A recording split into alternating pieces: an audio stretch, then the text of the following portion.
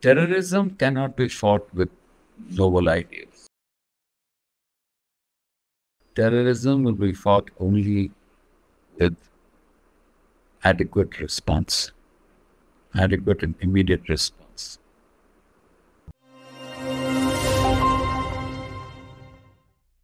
Welcome to StratNews Global. I'm Surya Gangadharan.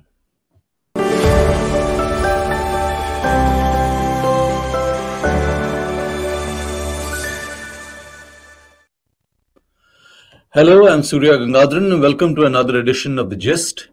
I'm sure you've all heard of Israel's intelligence agency, Mossad. Much has been said and written about it, much has been reported about it, especially in current times when we have a war in Gaza going on and Israel having eliminated key figures of Hezbollah in Lebanon. So we are going to talk about Mossad, Israeli intelligence actually. And I have with me Mr. Vikram Sood, former chief of R&AW, India's external intelligence agency. Mr. Sood, glad to have you, sir. Thank you. Good to be here. And how are you?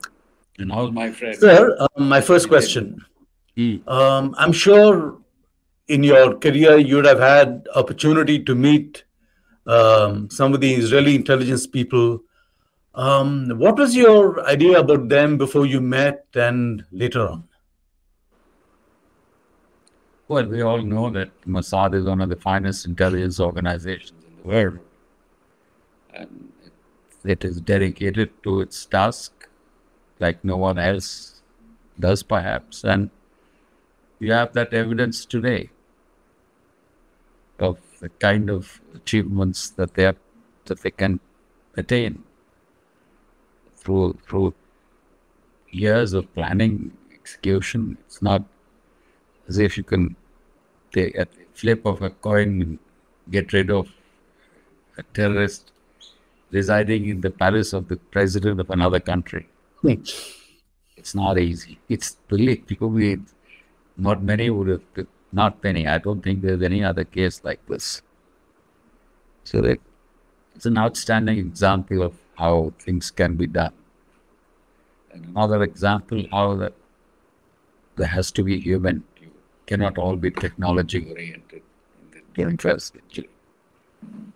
You can't forget the basics of real. And would you say they're willing to take risks? There is nothing to the point where they could even lose their people? There's nothing to be gained in this game without risks. The only thing is you have to do a calculated gamble.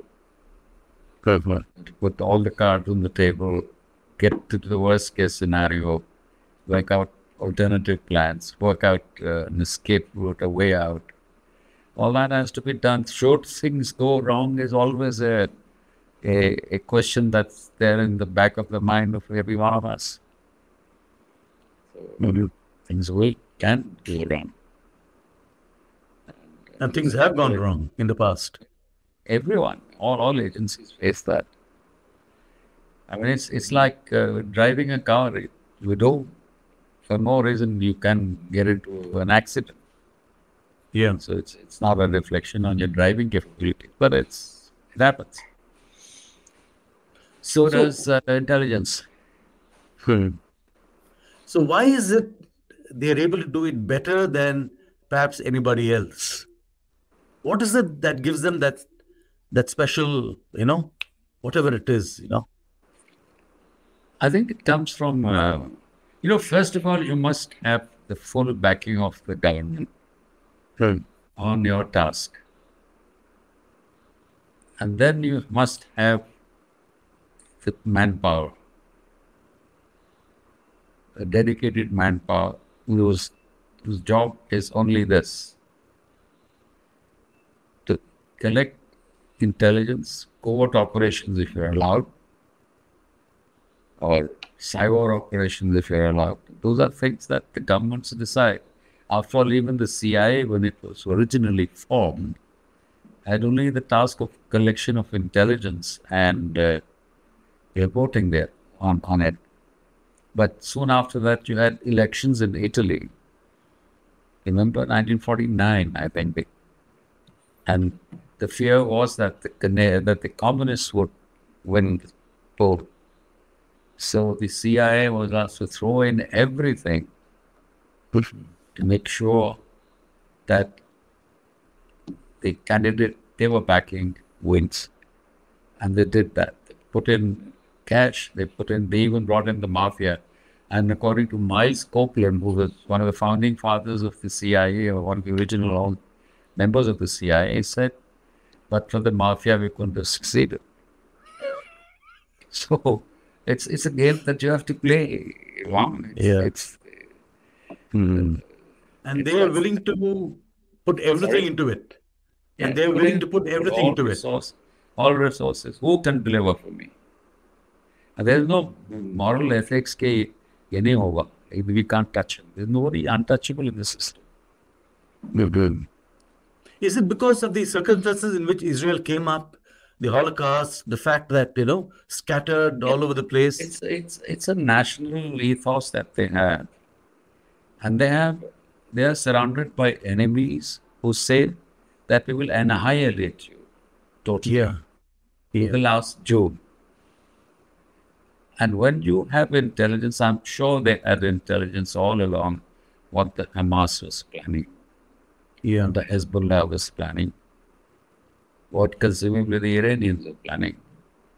They must have had a very, very good idea of what is going on. After all, how did the Israelis know that Al-Shifa hospital was an arsenal of weaponry?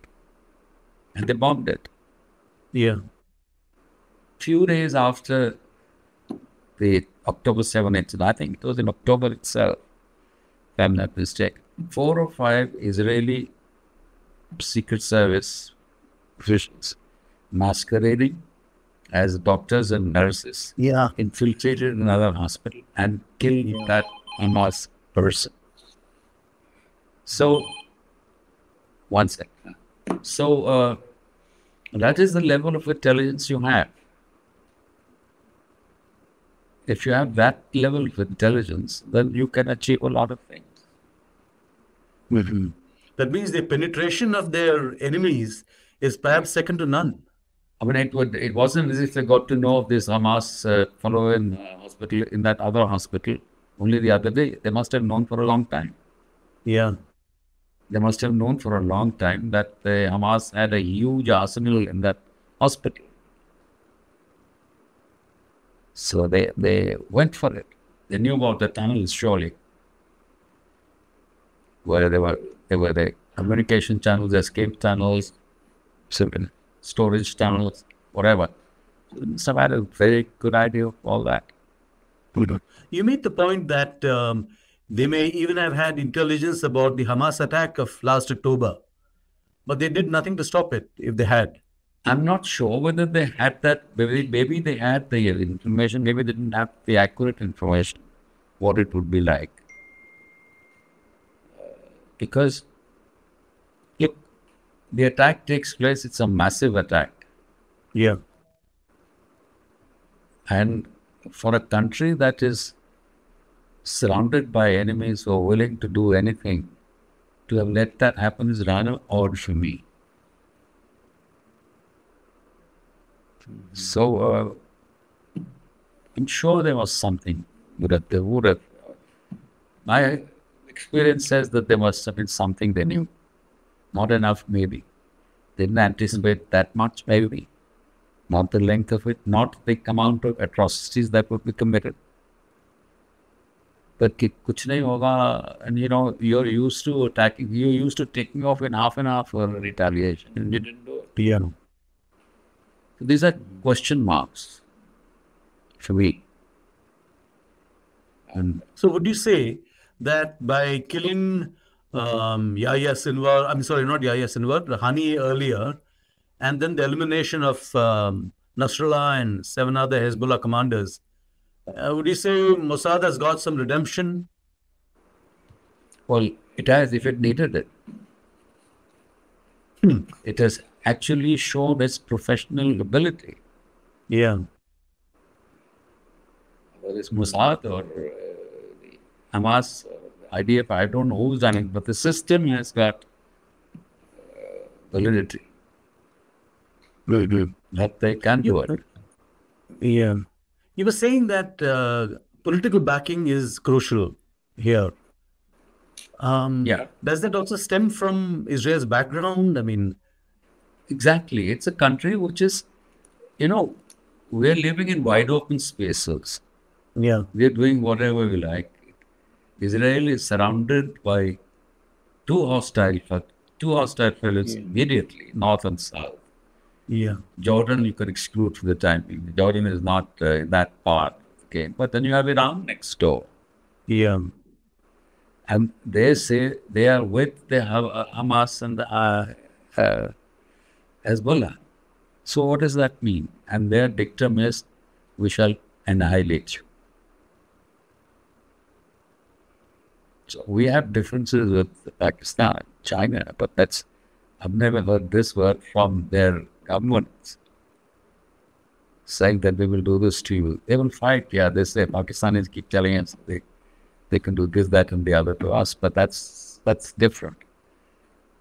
And political will is very necessary. The atmosphere builds up with the feeling that you've got somebody.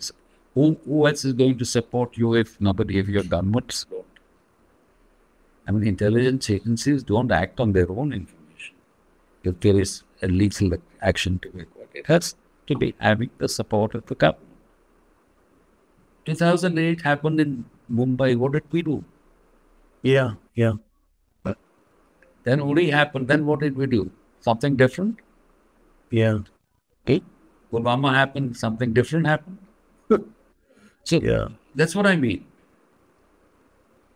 We unfortunately had a situation in 1977 when the new prime minister decided to shut off R&AW's many operations and yeah. stations.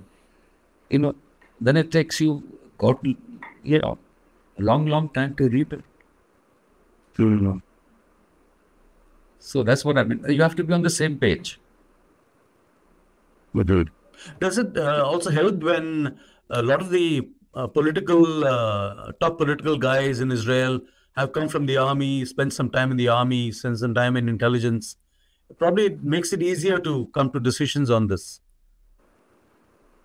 It's a matter of training and attitude. It's a matter of what tasks are assigned to you. If they say, we want this done in the next 2 years, then you get down to it. But What can you tell us about the training, sir, of the average Mossad guy or perhaps Shin Bet? I mean, is it any different from what perhaps happens in conventional other agencies like ours? All agencies have different kinds of trainings given to the situation that you're facing and the needs of the security. So training also vary, the kinds of training that are given to Indian intelligence officers doesn't necessarily mean that they are trained into handling AK-47s and weapons and that sort of thing. But I suppose the Israeli intelligence is required to do that. Considering that every young person goes around the streets of Tel Aviv and Haifa with a gun slung on his back. Yeah. They're all trained for that. Automatically, they come trained before they come to Mossad or Shin Bet. So they've had that training. Yeah, being in the armed forces does give you that, inculcate that training by nature of discipline and, chain of command and those kinds of things are very important in any intelligence organization as well. So that sort of thing does help. Every kind of new training helps. Because you don't have to, like they showed in that serial we saw the other day, 814, where the R&AW agent clicks his heels. Okay. Now that's done in the army and the navy, the air force, not done in the intelligence services. They don't click heels to their boss or salute him. Yeah.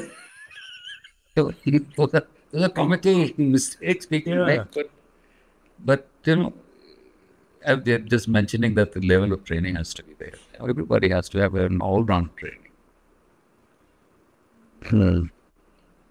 How come that we're nearly a year into the conflict now, they've still not been able to figure out where the remaining hostages, if any, are being kept?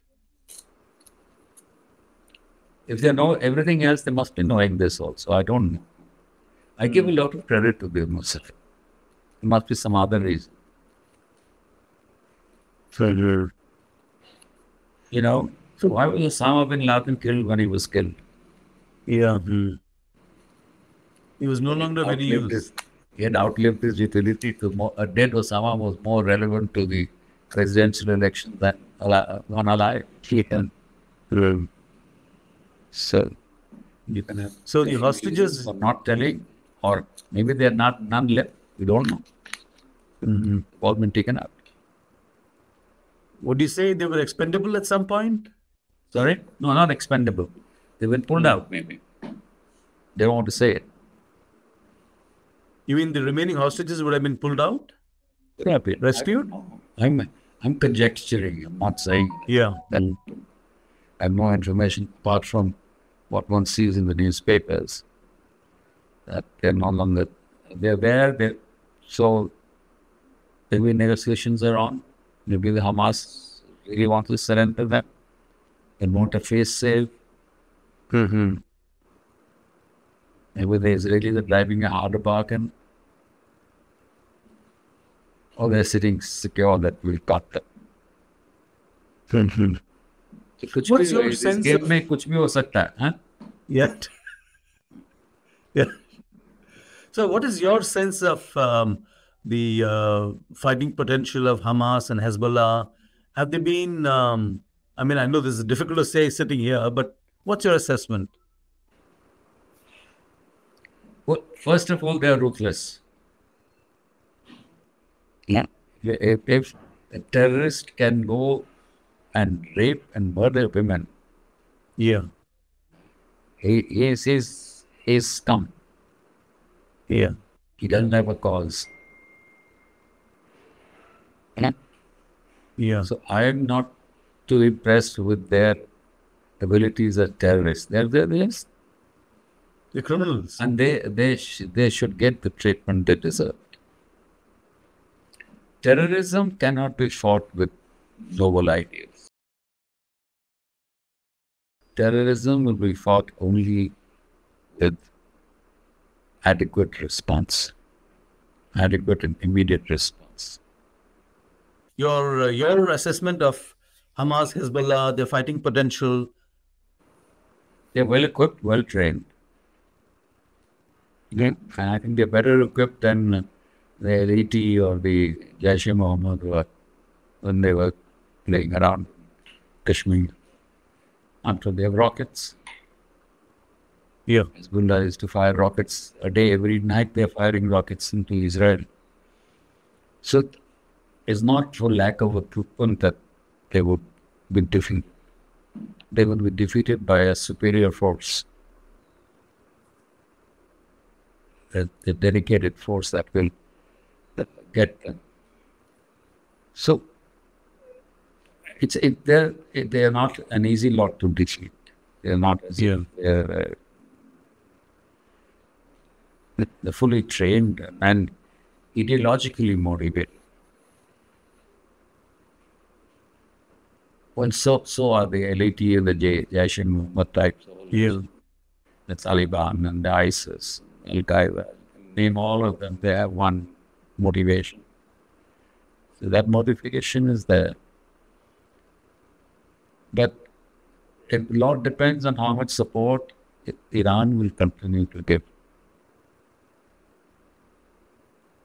from now on. Now, I believe some aerial attacks have taken place on Tel Aviv. General talk is that Kharg Island is going to be attacked. Really, I don't know. This is all on the social media. Yeah. So we are in for a rather delicate, tense time. Don't know which way these people will swing.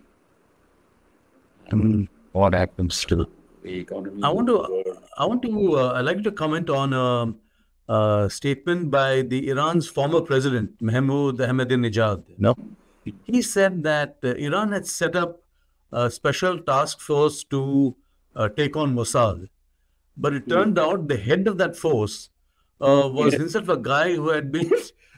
Yeah.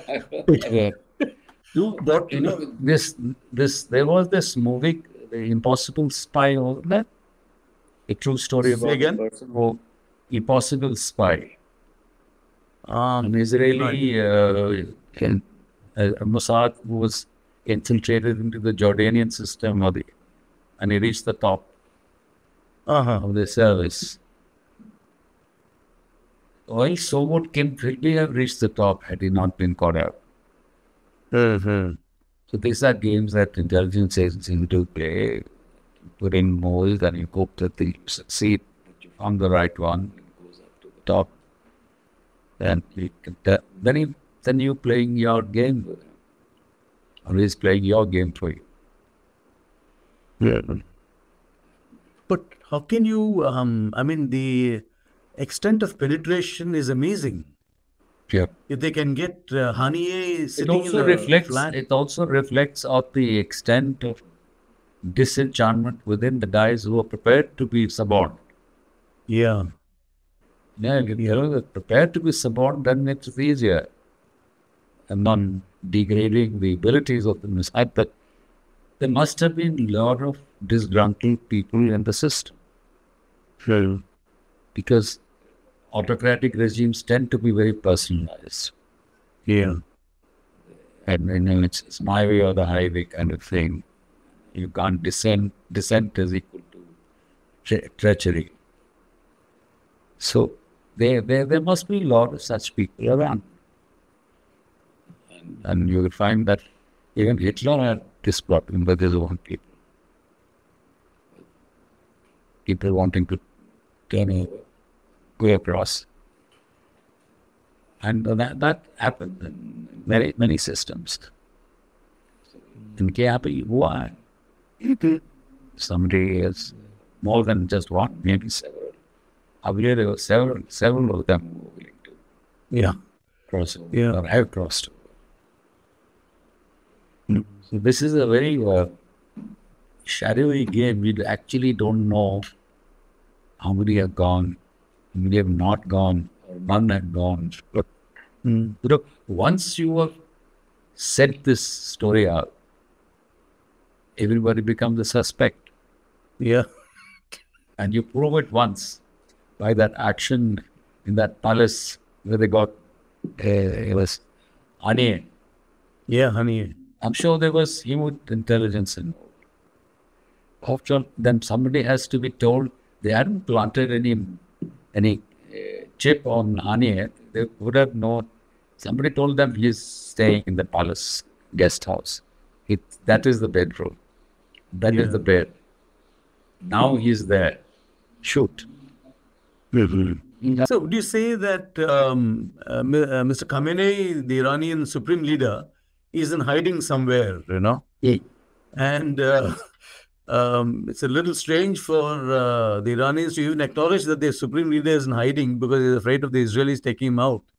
Yeah. But it tells you something about the abilities of the Israelis.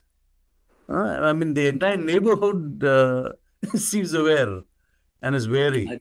I think they always, most of the countries in the neighborhood have a lot of respect for the Israeli systems. Totally. Totally. All across, not just the defense forces, but otherwise.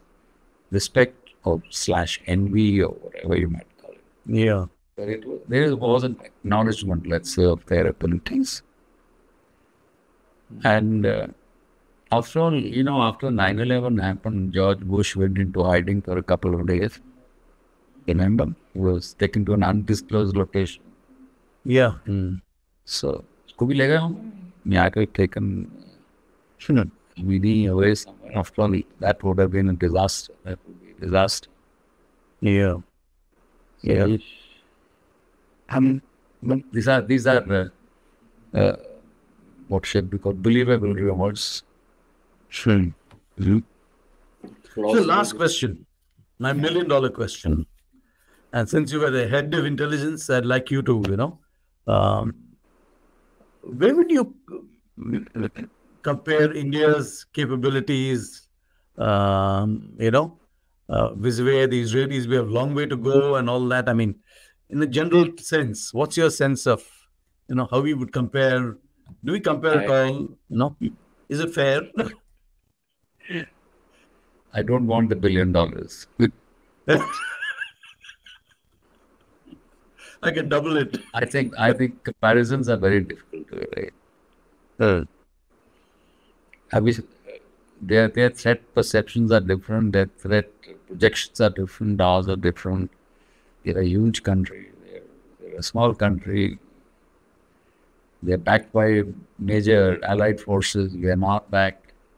Yeah, so we work in lots of other kind of disadvantages. They have several advantages. But of course, I still think that we rank among the best in the world. That Mossad is up there. Would you say it's the best among the brands? Sorry? In terms of results delivered, they deliver. Absolutely. Absolutely. Much more than anybody else has. Absolutely. On that note, sir, thank you. It's been good talking to you. And I'm sure this will grab a lot of views. Everybody is interested in Mossad and R&AW, of course. Mr. Sood, thank you very much. Great having you. Take care. Bye. Thank you. That's all we have for you on this edition of The Gist. Do subscribe to our YouTube channel. Follow us on social media. Thank you very much. Goodbye.